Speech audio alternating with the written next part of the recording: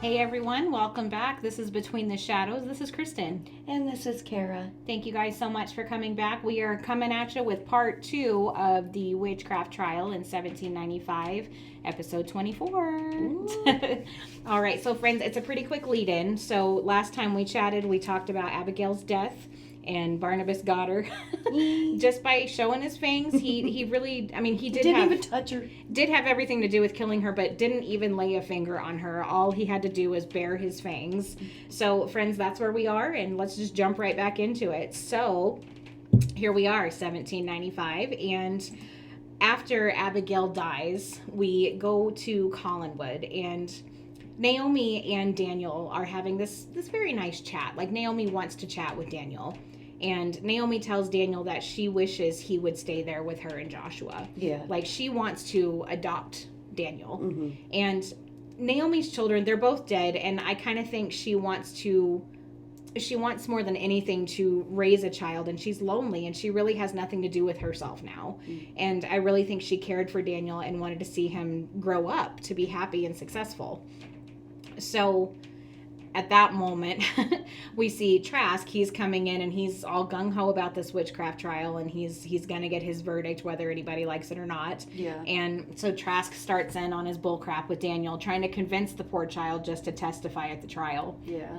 And Naomi, she's short and she's cold with Trask because it's well known that Naomi is on Vicky's side in this witchcraft trial. She has said all along, Vicky's not a witch. I don't believe it. I won't believe it. And nothing you can say can change my mind. Yeah. And, Trask asked Daniel about Vicky, and Daniel's very tight-lipped about Victoria. Mm-hmm. He told Trask about the things she taught them, stating over and over, she's not a witch. And Daniel's adamant about not testifying against Miss Winters. Yeah. And Daniel, he likes Victoria. He's made it clear to everyone. And I think in his childish way, he's trying to protect her. But Trask keeps telling him that he has the devil's mark on him. And Naomi steps in and tries to protect him. But this sends Daniel running out of the house. Yeah. And Naomi tells Trask that he'll be responsible if anything happens to Daniel. They both run out and try to find him. And he ends up in the woods. Mm-hmm. And the dogs are howling, of course. And he's trying to be brave, but obviously he's scared. Mm-hmm. He hears Naomi calling for him, so he continues to run away. Right. Like he doesn't. Right. He stops to decide his next move when he looks to like his left or whatever, and Abigail's on the ground. She's like sitting propped up like against a tree, and he immediately cries out, "Cousin Naomi!" Mm-hmm. And she and Trask come to Daniel, and he shows what he sees, what he's discovered. Yep. And Trask tries to touch her, and she just slumps over. Mm-hmm. Like he barely touches her, and she just falls over to the ground. They've discovered that. Yeah. So once Trask finds out, that like refuels his fire for this witchcraft trial. And, and it's all Victoria's fault. It's and that's the first thing he reveals in court the next morning. Is Abigail's dead. And he's found a brand new vendetta against Victoria, and he is going to be on the hunt for a reason for her, Victoria, wanting to kill Abigail or wanting her dead. Right. He even asked the court for a recess so that he can find a witness that can testify to this. Yeah. That Victoria wanted Abigail dead because Peter, being a pretty good lawyer that he is, argued that the medical report came back that Abigail died from heart failure, and it can't be pinned on Victoria unless there's proof that she wanted her dead. Right. Like, Peter knew that, and thank God that Peter was on Vicky's side. And he quickly asks/demands the judges, he's to strike that from the record of this trial right now, because opinion is not evidence. Right, exactly. And that's said over and over in this courtroom by the judges, by Peter. Opinion is not evidence. Yeah. And later on, Peter calls on Nathan Forbes to testify for Victoria. Yeah. And Nathan, he's unsure why they've called on him, but Peter, explains to him that Abigail's dead, and Trask is convinced that Vicky's the guilty party. And Nathan is, hesitant at first because he's already been warned about helping the witch, but he finally does agree to testify for her. And the whole time, Trask has been outside with his ear to the door listening to the conversation. Right. So they go back to court, and Trask calls on Vicky to take the stand. Yeah. And the court once again warns Trask of how he's speaking to her and about Victoria like she's already been condemned as a witch. Yeah. And he goes over her feelings for Abigail and accuses her of hating her.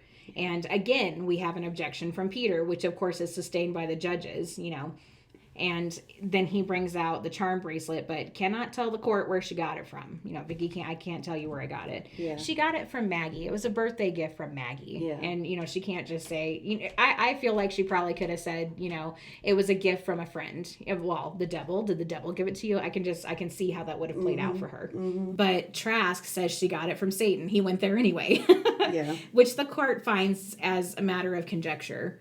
And Trask tells them that it was found on the body of Abigail Collins. But, as Peter points out, Abigail had the bracelet for a very long time. Since she pretty much undressed Vicky herself and put her in these old-timey clothes. She took her bracelet, too. And that's pretty much what I would guess. But this is when Trask introduces his brand new witness, who just happens to be Nathan Forbes. And Peter tries to get the judges not to swear him in because he's already promised to testify for Victoria, but the judges are like, so? Yeah.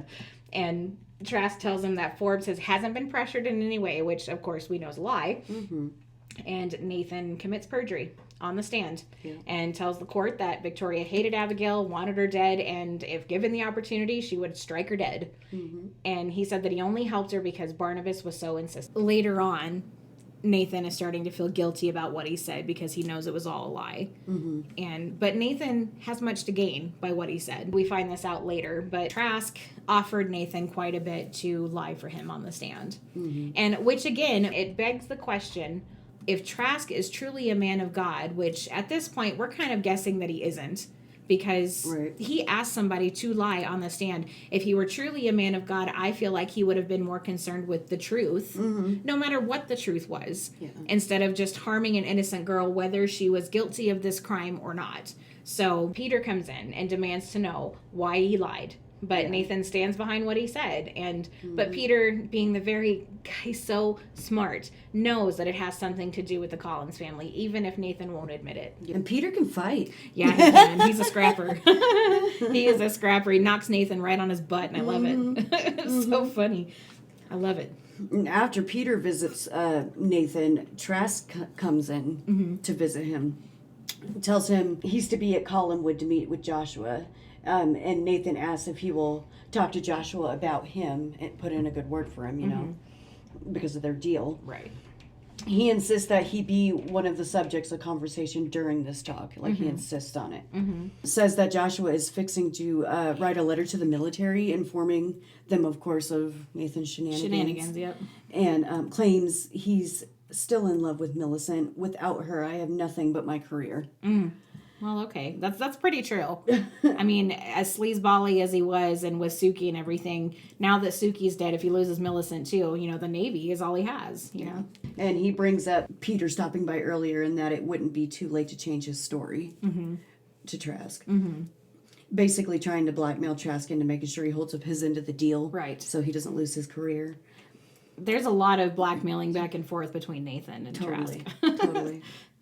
But Trask does go talk to Joshua. He tells him that he thinks it would be a good idea if he and Naomi would come down to the trial and testify. Of course. Joshua still won't have anything to do with it. No. Trask even brings up to Joshua, trying to guilt him into it. And he's like, it's what your dearly departed sister would have wanted. Tries to use the memory of his dead sister to sway his opinions. Right, yeah. Trask mentions they are making considerable progress in the trial, especially with the testimony of Nathan Forbes. Joshua still wants nothing to do with it. Yeah, he says that he and Naomi have no desire to sway the judge's emotions. Right. Because Trask feels like they can play on the judge's emotions, and Joshua's like, I'm just not interested. Yeah. This is something that I don't want my family brought into. My sister was supposed to represent us. She's dead now, so you know what? I want nothing to do with it, and I want my wife to have nothing to do with it either. Yeah. Nobody in this family is going to be involved, and I don't care what Nathan said. Yeah. And Trask does bring up Nathan and tries to persuade Joshua to talk to him. Yeah. He does eventually agree though. Yeah, he does eventually agree to see Nathan, and Nathan goes in there and he's very remorseful and pitiful when he talks to Joshua. Yeah. And Joshua tells him, look, apply for a transfer in the Navy. As long as I have to never see you again, I can just not send that letter off to the Navy, but I don't want you around my family. I don't want you in a position where you could do this again. Because I don't think Joshua really believed what he had to say. I liked that. He said this one, the thing that he said to Nathan pretty much. He's like, I understand I am to thank you for your testimony in court, though why I should thank you, I don't know.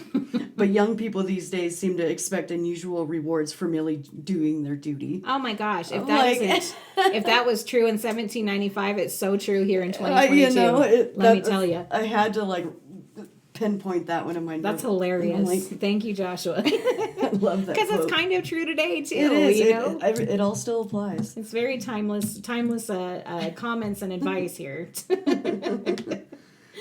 So from here, Nathan got sort of what he wanted, but he still wants to be able to talk to Millicent, and that's not going to happen. Right. Not under Joshua's eye. Yeah. So we flash to Peter, who's gone off to Collinwood to talk to Naomi, and tells her that Nathan lied on the stand and begs her really to testify on behalf of Victoria, but Naomi just says that she cannot. Mm-hmm. And Naomi, she toils over what Peter said to her and goes to pour herself a drink at the right moment because Joshua walks in right then and of course starts bagging on her for drinking. Mm-hmm. Naomi tries to tell Joshua that Nathan lied on the stand, but Joshua won't hear it. He just won't. Yeah. And she tells Joshua that she can't obey him anymore and she is going to go testify for Victoria. I'm going to do it. Naomi tells Joshua that the plain reason that he doesn't want her to go is not enough for her anymore. Yeah. You know, the fact that he just doesn't want her to go, that's all he'll offer her, mm-hmm. is not a good enough reason anymore. Yeah. And it gets to the point where Joshua like threatens to even lock her in her room. Yes. And she was like, if I am, I will get out. And not only will I testify for Miss Winters, I will never come back to this house again. Yes, I'll never come back. I'm like, come on, Naomi. Like Naomi, all of a sudden she grew a pair of balls. Yes, she did. And I love it because Naomi, she's been so quiet and so... And she's kind of at the point where she's lost both her kids. Yeah, and it's like, what do I have to lose? She doesn't feel any love from Joshua. All she gets from Joshua is, why the heck are you still drinking? Why are you drinking? It's 11 in the morning. What, you know, why... I'm bored. You look like crap, you know? And I think at this point, she had just freaking had it. And her feelings for Vicky were she was so adamant about the way she felt about Victoria. And for her to sit back and do nothing and watch her be condemned as a witch and completely just trashed in court because everyone thinks she's a witch. I think she had just had enough and she's like, you know what? I don't care anymore. Mm-hmm. And we talked about this on our last guest spot. Please go check it out. It's on our YouTube page. It's on Resident of Collinwood on YouTube. You guys, you have to go check it out. It's a great podcast. But on our last one, Jewel was talking about how he thinks in another universe, or maybe a theory that he had, was that Naomi was a pirate in a previous life or before she married Joshua. And I don't want to go too much into it, but ever since he said that, I've been kind of picturing that in Naomi, like if she were a pirate before, there was no one she wouldn't have stood up to. Yeah. And when she married Joshua, she made herself smaller to be married to Joshua. Mm-hmm. And finally this I'm going to stand up to anyone starts coming out of her again. And she starts standing up to Joshua. She starts standing up to Nathan. And we see this pretty soon. She starts standing up to Trask too. Yeah. And she's done taking anybody's bull crap. And I have to say, go Naomi. Mm-hmm. I'm so proud of you, girl. Mm-hmm. Made me so very proud. This is still just kind of the beginning with her. She stands her ground more and more. More to come from Naomi. And I love every bit of it. Mm-hmm. So next we see Ben in the basement of the old house, reporting to Barnabas, as he often does. We see him many times reporting to Barnabas because Barnabas can't just go out and check things out. Mm-hmm. And he tells Barnabas that the trial will be over and on the coming Monday, and she will be convicted. Yes. The trial was going well for Victoria until Abigail died, because now Trask is trying to pin the death on Victoria. Yeah. And Ben tells him that she doesn't deserve to be hanged for something that Barnabas did. That you did, yeah. When Barnabas questions Ben as to what evidence Trask has been using to prove that Vicky was responsible, Ben tells him that Nathan testified against her. And that just sends Barnabas's dead blood in his body boiling. And Barnabas tells Ben that he must be the one to testify for Vicky and tell the whole truth. Mm-hmm. Ben, go into court and I want you to tell everything you know. Like, do not hold back. Mm-hmm. And Barnabas wants him to tell the entire story of how Angelique was the one who performed witchcraft on the Collinses. Yeah. And Ben thinks that she'll never allow him to tell the truth. You know, he's still scared of Angelique. Yeah. And he's terrified of Joshua, but Barnabas insists that he puts his fears and doubts aside and help this girl. Yeah. She's going to go down if you don't. So the following morning, the trial resumes, and Peter moves to have Nathan Forbes' testimony stricken from the court's record in light of Naomi Collins' testimony. She did it. She went and testified. Yeah. And the court will not grant the motion because there's no proof that Nathan Forbes was lying. Opinion is not a matter of fact. Yeah. And Trask just rests his case. And Peter states that I'm not fully prepared. And then, everybody gives him crap for that. He's like, well, you should come in prepared, counselor, Yeah. But Ben Stokes walks in and saves the day. He walks in and he's prepared to testify. He's sworn in and begins telling his account of the witchcraft. Yeah.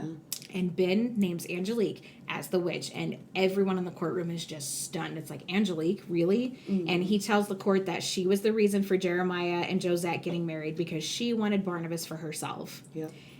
But when Trask gets up to cross-examine him, he demands to know where Angelique is, but Ben can't tell. He just cannot tell. He tells him that Angelique left more than a month ago, and tries to submit to the court that Ben's testimony is a lie and that there are still acts of evil going on and they were committed by Victoria Winters. Yeah. And Ben steps in and defends her and tells the court of when she turned Joshua into a cat and when Angelique put the pins in Sarah's doll and made her sick. And he keeps insisting that it was Angelique. And the second he says her name, he just feels like this coldness, or the only way I can explain it, he just feels a presence, and he turns around and there she is. Yeah. There's Angelique. She's standing there in the doorway. Yeah. And oh my gosh, at this moment, I was sure that Vicky and Peter, they had it in the bag. Ben came and told all he knew. And I was sure that this is the moment they were going to dismiss the case. But then, like so many other times, Angelique steps in and ruins the day. Yep. And poor Ben, he panics and he starts shouting that this woman is dead and there's no possible way she could be standing there. He's like, I've seen her in her coffin. I buried her in the woods. I buried her myself. He actually said it. Yes. Like, she's dead.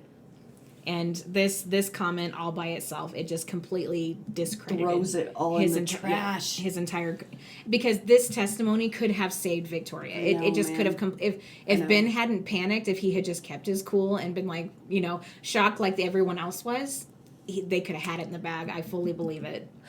And, everyone is shocked to see her, and Ben just runs out, as his testimony, it's gone now. We're not counting that at all. Yeah, and Trask demands immediately that Ben's statement be stricken from the record. Yes, and then in the next breath calls Angelique to the stand. Get up here, Good. And the thing about Angelique's testimony is that she didn't really say a whole lot that was incriminating about Victoria. No. She said that Victoria treated her with kindness and courtesy, and that she told him that Victoria was staying with her and Barnabas after they were married, and that Barnabas always protected Victoria. I mean, there's not really a whole lot there to suggest that she's a witch. And she stated that Vicky ran out claiming that there was a fire in her room, but she found no proof of it. That's what made the judges go, okay, Yeah. And Peter doesn't have any more questions. He's dumbfounded. And Angelique leaves the courtroom and disappears. Yeah. Yeah. And at that moment, the judges declare that if Peter cannot find any additional witnesses by 9 a.m. on the coming Monday, then they're going to have their verdict. The coming morning, yeah. Yeah. It might have been Monday. It might have been. I don't know. They'll have their verdict. Yeah. And so Vicky's back in her cell. Her and Peter are talking. Kind of debriefing on the trial a little bit. Yeah, piecing together everything Ben said, and yeah. And she was like, I cannot believe I didn't put it together. Of course she's the witch. Yeah. And she was like, Ben was telling the truth. Victoria, she recalls finding a toy soldier with the handkerchief in Angelique's room, and unfortunately there isn't any proof except for Ben's testimony, which has been denounced by the judges. Yeah. And Peter becomes very curious about Angelique and then goes out to find Ben again. Ben has been stewing about Angelique and how he knew that she wouldn't let him speak out against her. Yeah. And Nathan finds Ben at the docks. And Ben doesn't want to talk to Nathan, and Nathan's come to taunt him about his testimony. And Ben says, I don't like you, and I don't want to have anything to do with you. I love Ben, too. He was one of my favorite characters. I loved him so much. And, Ben tried like hell to protect Barnabas, to do the right thing, and, prove himself not a criminal. I think it never was said out loud, but I think Ben was always out to prove to everyone else that I'm not a criminal. Yeah. Just because I tried to steal food because I was hungry. Yeah. I'm not a criminal. And I think, being as loyal as he was to Barnabas, so you can't, like Forrest Gump says, that ain't something you can find around the corner. So Nathan tries to give him money so that he'll give him some information. And Ben throws it right back in his face, and Nathan claims to know the truth about Barnabas. Yeah. And that he didn't go to England. Yeah. He said Barnabas never went to England because Millicent saw him. And Ben was like, that girl ain't right in the head, and it's your fault. You know, and he's right. He's absolutely right. Mm-hmm. Millicent she was fragile as it was, but then when Nathan pulled his crap with Suki, I think that definitely aided in Millicent's mental illness. But Ben eventually tells him if he doesn't stop poking around, he's going to kill him himself. Yeah. He's like, I'm going to kill you. Yeah, exactly. That gets Nathan off his back, but it doesn't dissuade him from digging deeper. Yeah, it doesn't fully pacify him or whatever. Peter finds Ben at the old house. Mm-hmm. And Peter claims that he came there to find Angelique. Yeah, and Peter tells Ben that he searched all the boarding houses in town and Angelique isn't there, so she's got to be at the old house. She has to be here. And Ben tells him that she is not here. And she tells him that he's dead. I buried her. And he was like, come on, I'll show you. And they go to the spot and they start digging. And then we have a Laura Collins situation here and they find nothing. Mm-hmm. And they don't even find I don't even think Ben put her in a box. I think he put her body in the ground. And, they dug, a good few feet and couldn't find her. Mm. So Peter convinces Victoria that their last hope is for her just to tell the truth. Just tell who you are. Tell where you came from. This is it. This is all we have left. Yeah. And tell where you came from and how you ended up in 1795. Yeah. And Peter just feels like it's their last chance to prove her innocence. So the plan in court the next morning is to tell the judges the truth. One way or the other, verdict is going to be declared that day. Right. So Nathan shows up at the courthouse at Trask's beckon. Mm-hmm. Trask is going to call him to the stand again, mm-hmm. and he wants Nathan to say that he helped Vicky not because of his loyalty to Barnabas, but because he was bewitched. Mm-hmm. Whatever. It's like, yes. But Nathan says he will not say another word against that girl. That girl. Yep, that girl. Trask is still trying to blackmail him with his career and just kind of leaves it at that, confident that Nathan will do as he is told. Well, and then he tells him that, he can sway Joshua Collins too. Right. He just has this idea in his head that even though Joshua wants him to be sent away, wants him to transfer out, well, I have clout. I could probably talk him out of that, Yeah. But so, Nathan does agree, but... Yeah.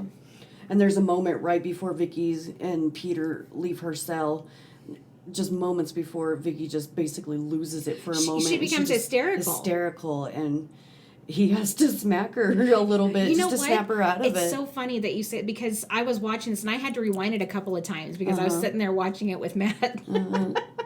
And he was like, hang on, wind it back. He was like, she asked him to slap her. And I'm like, what? So I rewound it back and it's true. She's like, I need to wake up from this nightmare. And she's screaming. She's like, slap me, just slap me. And he does. And I never, that was one of those things, we've seen this a million times. I had never caught that before until he said that. I'm like, she begged him to slap her. Please snap me out of this, Vicky's a smart girl. She's very level-headed, she's very clever. And for her to lose it that way, it broke my heart for her, Yeah.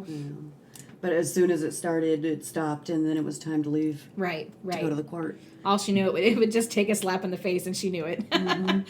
So Nathan is back on the stand, and Trask asks him about helping Vicky, and he basically says that he is positive he must have been under a spell to be doing these things. Mm-hmm. Coward. Total coward. Peter cross-examines and tells Peter to look at Vicky, look at her. Look at this girl. Turn and look at her.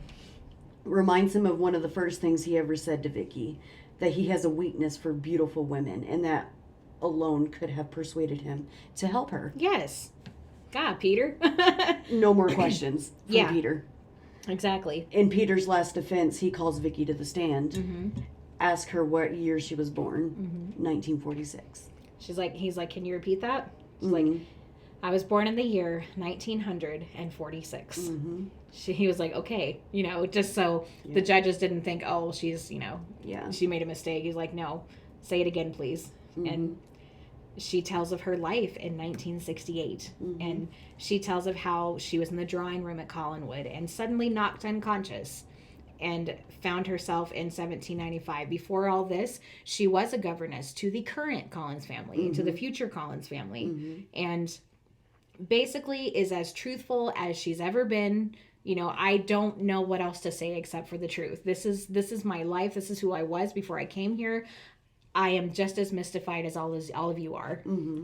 And Peter shows them the Collins family history, and Victoria tells the court and Trask that the family in the 1960s were having a seance, and that's what transported her back through time. Yeah, and that's when Trask, when he was questioning her, he basically just pulled it out of her like she had to say it. Right. It was a seance. He was what were trying you doing? Yeah.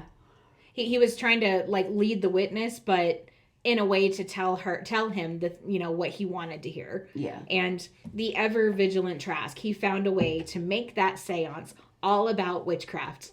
And to me, honestly, you said it was Ben, but I think this was the moment that really killed the trial. When Vicky had to admit that she was part of a seance. Yes. That's what really killed it. I think so too. Because like I said, Angelique's testimony didn't really give a whole lot away that she was a witch. You know, it wasn't really incriminating to Victoria. Yeah. It wasn't until seance, you know, pulled that information out of Vicky and said, "Oh, you were involved in this." And she's like, "It's not what you think, but it's already been said and the judges have heard it. They can't unhear it." Yep. And I think you're right. I think you're absolutely right. Yeah. And it's just, as I was watching it, it's just, my heart sunk the second she had to say it. And I'm like, oh God, this is what killed it. Right. But yeah. Right. I absolutely agree. But now they're just sitting now waiting for the verdict. Right. And they've been waiting for over an hour. Vicky's freaking out and Peter is just calm and trying to comfort her. Meanwhile, Nathan and Trask are waiting too in another room, and Nathan is uneasy with what he's done and tells Trask that he is close to marching in there and telling the judges how he was persuaded or pressured into saying what he did. And he even tells him, he's like, I hope they find her innocent. I hope they let her go. Yeah. And which, okay, we know how scummy Nathan has been, especially up to this point. Yeah. But this scene here showed me that I don't know if it was because Nathan had a heart for Victoria or if he was just disgusted by Trask or maybe a little bit of both. Like he was so desperate. I think he's just a coward. Yeah. He's a coward. Yeah, I think so too. And eventually everything works out for Nathan, you know, and he gets exactly what he asked for, everything he wanted. But I think you're right. I think he was just a coward. I think he was so afraid of completely losing Millicent. I think he was afraid of being denounced by the Navy and him becoming a bum. And I don't know. At this point, I'm kind of sick of Nathan Forbes, but it's not over yet with Nathan Forbes. It's just not. Yeah. So with all the testimonies and the evidence, the judges declare that they have found Victoria Winters guilty of witchcraft and that she is to be hanged by the neck until dead. Yeah. Like I said, it's not, we knew the verdict when we started this episode. It's still sickening. All of these events makes me sick. But all the events leading up to this, it's just, you know, did Vicky see this? You know, coming into 1795 when we opened it up, this was Vicky's fate, you know? And we learned later on that Phyllis Swick, the one that she traded places with, this was her fate too. And it just, she basically has to come to grips with the fact, and she faints into Peter's arms once they release the verdict. She just faints into his arms. And she has to come to grips with her own mortality. And it was kind of unsettling to watch, you know, even, I don't know. So friends, that's where we are for this episode. That is the entirety of the witchcraft trial. Vicky has been condemned as a witch. She's going to hang. And next time we chat, we're going to talk about, the aftermath of the trial. Yeah. And, you know, the things that they try to do for Vicky to get her, you know, to get a stay of execution, you know, and just to prove her innocence completely. You know, there are a lot of events that happen, you know, before the hanging happens. A lot of stuff starts happening quickly here. Real quick, you know. To end the century. Yeah, to end the century, to end the story arc in this time period. So friends, we just want to say thank you so much for coming back. Thanks for joining us. A friendly reminder to everyone, we're on YouTube. Go over, like, and subscribe, and catch up if you haven't caught up. You know, we've been away for a while, and we just want to say thank you so much. We appreciate every single one of you. We've been having a lot of love, and we appreciate it. So before we head out tonight, I'd just like to give a shout out. We got an email a little while ago. It was a a long while ago. It's like November 22nd. Over the holidays. Over the holidays. To James, we just want to say thank you for your email. Thanks for your shout out. We really enjoy talking about this, y'all. This is what this is all about. Send us your comments, concerns. Our email's still the same, betweenthe2021@gmail. Find us on Facebook. We're on all the listening services, and then we're on YouTube also, guys. But until next time, guys, thank you so much for joining us. Remember to keep it between us and the shadows. Good night. Good night. A seance has been held in the great house of Collinwood. A seance which has suspended time and space and sent one woman on an uncertain and frightening journey into the past. Back to the year 1795. Back to a time where powers of darkness and superstition prevail over light and reason. In that perilous time, Victoria Winters has been accused and condemned as a witch. You've been listening to Between the Shadows, a Dark Shadows podcast. All original Dark Shadows music, video clips, images, and media are the sole property of Dan Curtis Productions and is only used to promote Dark Shadows and should not be distributed, copied, or reproduced.